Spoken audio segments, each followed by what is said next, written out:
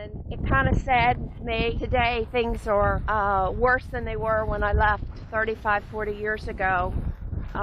You know, in the, quote, olden days. Mary Ann Peterman and her husband Rick live on a 142-acre farm in a house built by her family in 1840. He got the house through dowry through my great-grandmother. That's my grandmother and grandfather and my two uncles. And this is the way the house looked. These retired teachers want to keep the property in the family for generations to come.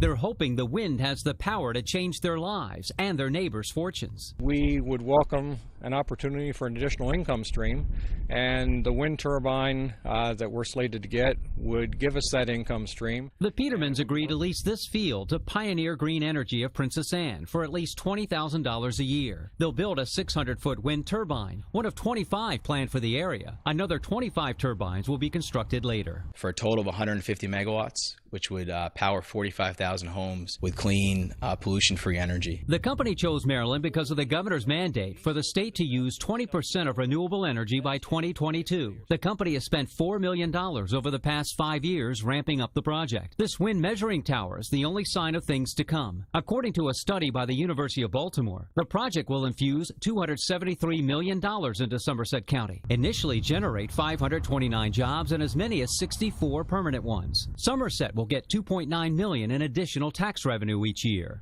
I tell you, when you're looking at one of the most economically challenged jurisdictions in the state, this is a big project. A really big deal in an area where unemployment is 10.4% and 18.6% of the population lives below the poverty level.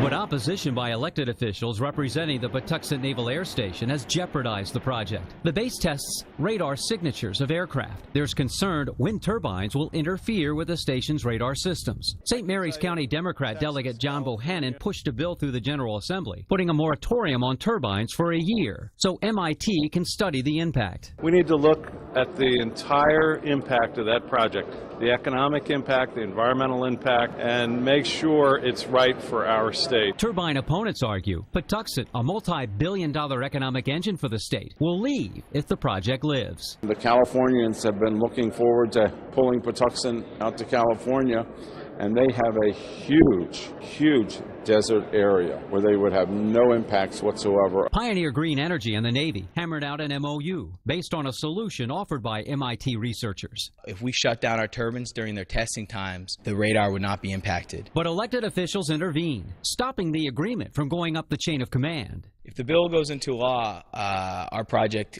cannot move forward. Come on, Buck. Come on, let's go.